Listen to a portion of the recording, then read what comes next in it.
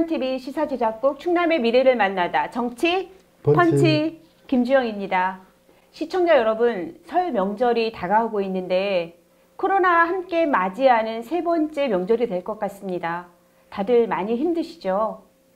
마음만은 훈훈한 정이 넘치는 명절이 되시기를 바랍니다.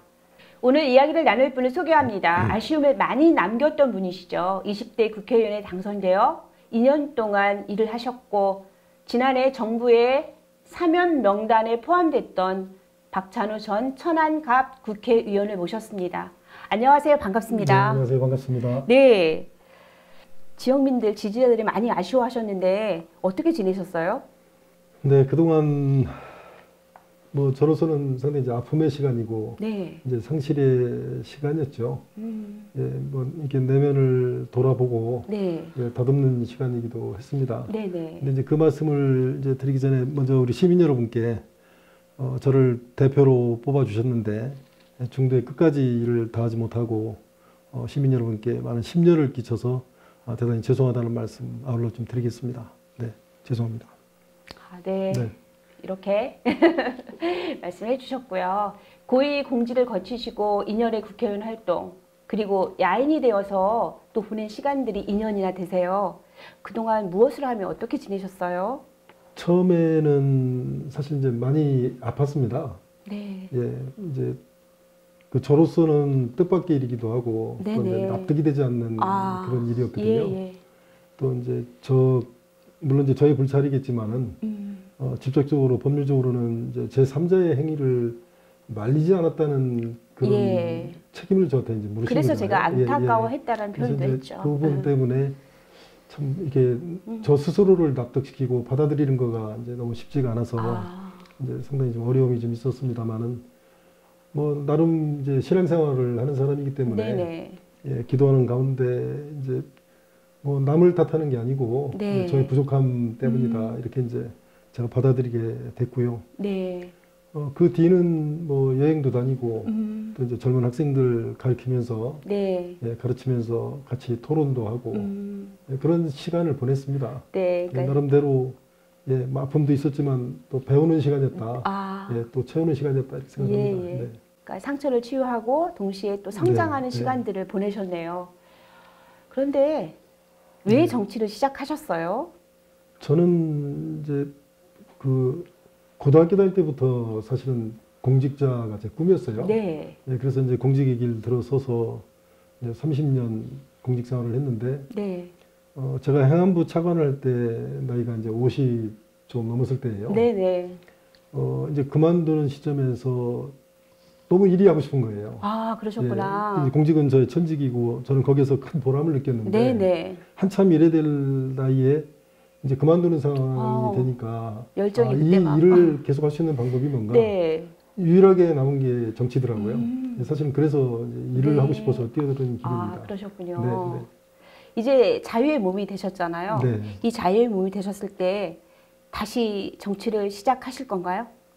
그래서 이번에 이제 사면복권 될 때 사실은 이번 정부에서 사면복권 될 거라고 생각을 안 했어요. 아, 기대하지 않았는데. 20대 국회에서 야당 의원들 중에서 의원직을 잃으신 분들이 꽤 많거든요. 근데 그 중에서 유일하게 저 한 사람 이제 복권이 됐는데. 이제 그만큼 이제 복권을 기대할 수 없는 상황이가 없고 정치적 현실이.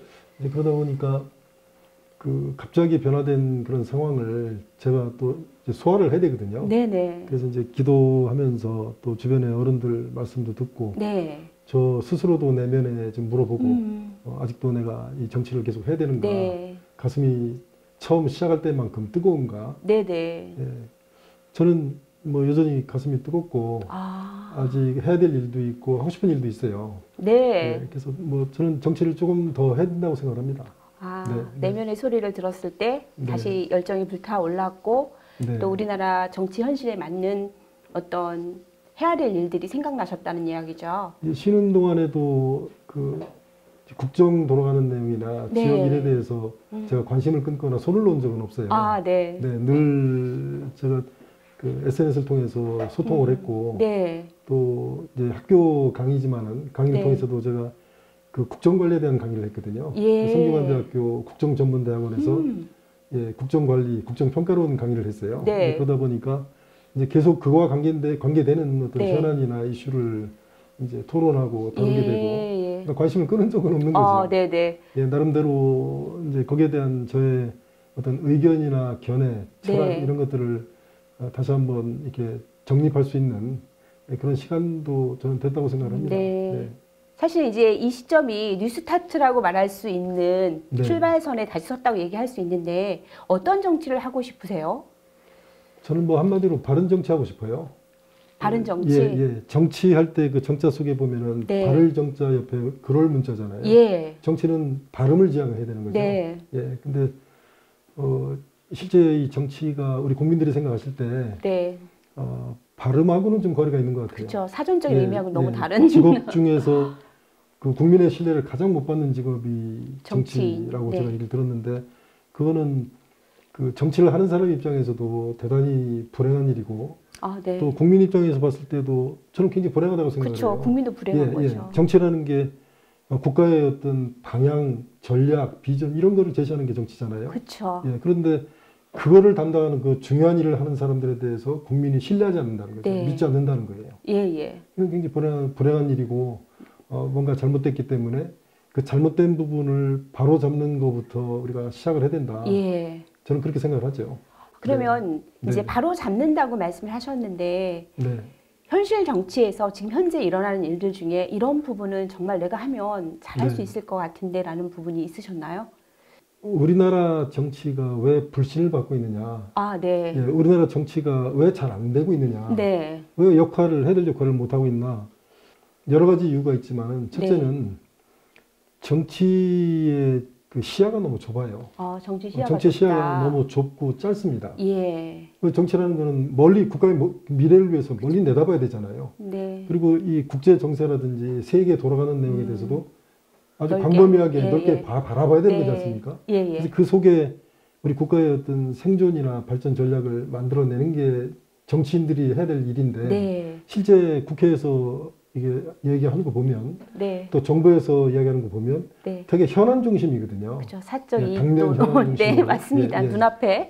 그리고 늘 이제 어떤 정쟁, 끝없는 정쟁. 근데 그런 것들을 우리가 극복하려면 이 잘못된 체제를 바로 잡아야 된다. 이 체제가 정치 체제가 그런 일들을 제대로 할 수 있도록 이 잘못된 부분을 바로 잡는 일을 해야 되는데 얘기하려면 강의를 한 2시간 해야 될 것 같습니다. 네, 그러면 다음 질문으로 넘어가도록 하겠습니다. 그러니까 우리 시민들, 우리 의원님에 대한 기대가 컸던 만큼 많은 아쉬움을 남겼었고 그래서 다시 사면 복권됐을 때 시민들의 기대도 클 거예요. 근데 6월 1일에 사실은 지방선거가 있습니다. 이때 어떤 역할을 하실 건가요? 계획이 있으세요? 저는 이제 그 사이에 한 4년 가까이 공백이 있었잖아요. 그동안 너무 일하고 싶었어요. 빨리 현장으로 돌아와서 이 나라와 지역을 위해서 내가 할 수 있는 일을 하고 싶다는 생각을 늘 가지고 있었는데 이제 사면 복권됐기 때문에 저는 하루도 빨리 현장으로 복귀를 하고 싶거든요. 기대하지 않았던 너무 이제 복귀하고 싶은데 이루어졌고, 이제 이 지방선거는 이제 정치 현실이잖아요. 여러 가지 이제 상황도 있고 해서 이 부분에 대해서는 좀 이렇게 고민을 좀 하고 있는 중이에요. 하고 계시는군요. 고민을 하고 있는데 뭐 어떤 형태로든지 제가 정치를 하는 이상 해야 된다고 생각을 해요. 왜냐하면 시간에 대한 이야기를 많이 하셨어요. 시간이 아까웠다 했는데 시간이 너무 아깝죠. 지방선거 다음에 사실은 총선은 2년이라는 시간을 또 기다려야 되는 부분이 있으니까 제가 한번 질문을 드렸는데 그러면 저희가 6월 1일에 어떤 역할을 기대할 수 있다는 말씀이신 걸로 이해하면 되죠? 저는 뭐 진지하게 검토를 하고 있습니다. 그러시군요. 근데 그게 어떤 쪽인지는 아직? 그거는 조금 더 고민을 좀 해봐야 될 것 같고요. 그러시군요. 그렇지만 저는 뭐 천안에서 제가 활동을 한 사람이고 천안이 이제 주 무대고 그래서 하여튼 우리 고향 천안을 발전시키고 더 나아가서 충남 대한민국을 위한 일 이게 이제 제가 생각하는 정치 대상이죠. 알겠습니다. 그럼 좀 더 가까이에 있을 대통령 선거에 대한 이야기를 나눠보겠습니다. 이번 대선에서 우리 의원님이 어떤 역할을 좀 하고 계시나요? 저는 지금은 이제 저희 당에 충남 선대위 공동위원장을 하고 있습니다. 그러시군요. 그래서 이제 전직 위원으로서 뭐 당연히 조금이라도 도움이 된다면 네네. 제가 이제 최선을 다해야 되는 그런 상황이고요. 네, 열심히 뛸 생각입니다. 아, 그러시군요. 네, 네. 대통령 당선을 위해서도, 그러니까 네, 네. 정권 교체를 위해서도 역할을 하신다는 말씀인데, 네, 네. 뭐 모든 정당이 그 선거를 통해서 이제 권력을 쟁취하려고 하는 거잖아요. 근데 지금 이제 저희 당이 생각하는 현재 국정 상황은 그야말로 난맥상이고 잘못되고 있다고 생각을 하거든요. 그래서 저는 이 나라를 바로 잡아야 되고 그러려면 정권 교체를 해야 되고 그 일이 지금 당장 제가 해야 될 일이다 이렇게 생각합니다. 네, 그래야 국민들도 환하게 웃으면서 행복한 그런 국민이 되겠죠. 네, 정권 교체의 열망만큼이나 사실은 정치 교체라는 말을 듣게 돼요. 왜 국민들은 정권 교체를 넘어서 정치 교체를 원하는 걸까요? 앞서 조금 말씀드렸지만은 정치 수준이 국민 기대에 많이 못 미치기 때문에 그렇죠. 정치가 부패하고 타락하고 입으로는 나라와 국민을 이야기하면서 실제는 사리사욕이나 당파적 이익, 또 자신들의 어떤 정치적 이득을 추구하거든요. 그래서 국민은 속일 수가 없어요. 국민들이 눈치를 이미 챘죠. 이미 국민들은 한 개인으로서의 국민은 뭐 현명할 수도 있고 그렇지 않을 수도 있지만 전체로서의 국민은 현명합니다. 속일 수가 없는 거라고 저는 생각을 하거든요. 정치가 바뀌어야 된다고 생각해요. 네, 정치가 타락했고 거기에 대한 국민들이 이제 그걸 알게 돼서 정권 교체를 넘어 정치 교체까지 원한다는 말씀이신데 제왕적 대통령제의 폐해로 초등학생들은 대통령은 감옥에 가는 사람이라는 웃지 못할 인식을 만들었습니다. 대통령 후보 중에서 권력 구조의 개편과 내각제를 위해서 강화문에서 열심히 선거운동을 하고 계시는 후보가 있습니다. 무소속 후보인데 혹시 아세요? 네, 손학규 의원님이라고 말씀을 지난번에 주셨는데 저는 사실 이렇게 생각을 해요. 대통령제를 선택하느냐 내각 책임제를 선택하느냐 그것이 민주주의를 하느냐 안 하느냐 문제는 아니라고 생각합니다. 실제 내각 책임제는 의회 권력과 집행 권력이 융합된 게 내각 책임제거든요. 근데 이 융합된 권력은 이 대통령 중심제는 삼권 분립이 된 그런 체제이기 때문에 두 개를 비교해 보면은 권력의 총량이 대통령제가 권력이 더 작아야 돼요. 근데 지금 그렇지 않아요. 거꾸로 돼 있는 거죠. 모든 게 다 집중, 삼권이 제왕적 대통령제라고 이야기하는데 왜 그러냐?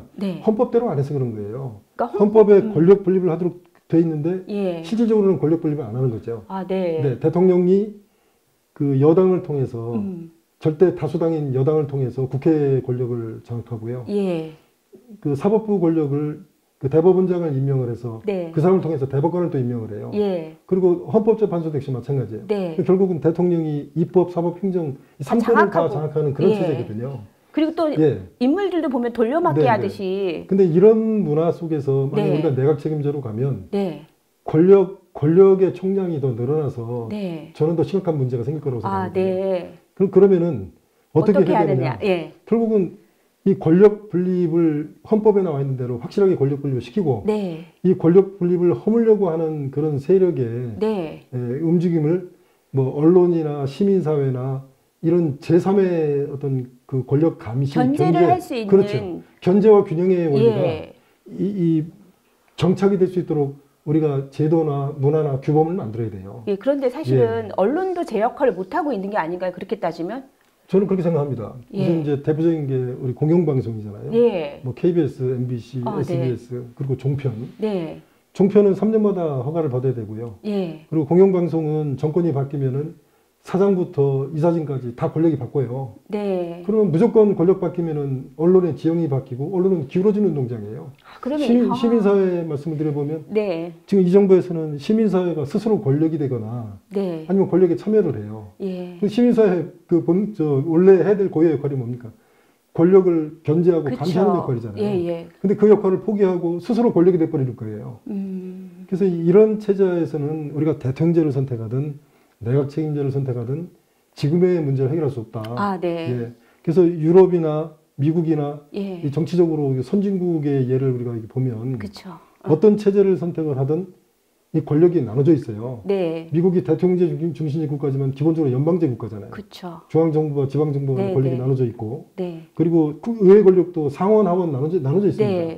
그리고 사법부가 절대적으로 독립이 돼 있어요. 예. 거기는 연방판사가 종신제거든요. 네. 누가 대통령이 돼도 연방판사를 아무리 많이 바꿔도 15% 이상 못 바꿉니다. 예. 그러니까 사법부는 대통령 권력으로부터 완전히 독립돼 있죠. 예, 그러면 이제 말씀하시는 게 제도는 뭐 어느 제도를 선택하든 그것을 지킬 수 있는 헌법을 수호하는 그런 정신과 함께 분리된 힘의 권력의 분리가 이루어져야 된다. 견제와 균형의 원리가 뿌리가 내려야 된다고 생각을 하고요. 거기에 이제 핵심적인 역할을 하는 게 권력 분리. 권력 분리. 권력 분립을 확고하게 정립을 하고 그 다음에 언론이나 시민사회 그리고 이제 검찰, 경찰 그리고 사법 권력 있잖아요. 사법부. 뭐 이런 데가 바로 서야죠. 아, 네. 너무 깊이 들어가면 한 시간 강의해도 부족한 이야기가 되는데요. 그러면 이제 저희가 의원님이 생각하시는 정치를 5글자로 한번 정리해서 말씀해 주신다면 뭐라고 표현할 수 있는지라는 질문을 한번 드리겠습니다. 뭐 대상으로 얘기하면 나라와 국민 이렇게 얘기할 수 있을 것 같고요. 해야 될 일로 얘기한다면 미래와 민생 이렇게 얘기할 수 있을 것 같습니다. 두 가지로 말씀해 주셨네요. 대상과 일. 일로는 한 번 더 말씀해 주세요. 미래와 민생. 대상으로는요? 대상은 나라와 국민. 아, 네. 좋은 말씀이십니다. 그럼 한번 풀어주시겠어요? 기본적으로 정치가 이 나라의 방향을 결정하는 그런 이제 방향타 역할을 해야 되잖아요. 그래서 좀 멀리 내다보고 국가의 어떤 비전과 전략을 올바로 정립하고 그리고 나라의 어떤 생존과 번영을 할 수 있는 그런 역할을 해야 되기 때문에 나라가 이제 중요하고 그렇지만 뭐 큰 고담 준놈만 할 수는 없잖아요. 현실 우리 국민들의 어떤 실생활 안전도 보장해야 되고 또 등도 따숩게 해줘야 되고 일자리도 만들어줘야 되고 교육도 시켜야 되고 그런 것들 그게 저는 민생이라고 이제 생각을 하거든요. 그게 국민이고 그런 차원에서 말씀드렸습니다. 뭔가 좀 다르시죠? 두 가지로 차원에서 또 이제 5글자로 말씀해 주셨어요. 근데 오랜만에 이렇게 뵀는데 시민들과 또 천안TV 시청자 여러분께 마무리 인사 부탁드립니다. 그 시민 여러분 참 어려우시죠? 코로나로 인해서 뭐 경제도 어렵고 또 우리 건강, 가족의 건강을 지키는 것도 쉽지가 않습니다. 그렇지만 이 어려운 시간 저는 결국 지나갈 거라고 생각을 합니다. 이 어려운 시간, 시련 잘 이겨내시고 금년 한 해 하시는 일 다 뜻대로 하시기 바라고 또 가족들 모두 평안하시기 바랍니다. 감사합니다. 다시 시작하는 행보에 응원을 보내면서 오늘 출연해 주셔서 감사합니다. 고맙습니다. 안녕히 들어가세요. 감사합니다. 정치인에게는 권력이 부여되기에 그에 따른 책임감의 무게는 더욱 무거울 것입니다. 국민이 존재하기에 정치인의 역할이 주어진다는 것을 기억하면서 국가의 미래, 국민의 행복을 최우선으로 생각하는 책임감 있는 정치인을 찾습니다. 그 책임감의 무게를 감당할 수 있는 지도자를 선택하는 시간이 이제 얼마 남지 않았습니다. 이상 김주영이었습니다.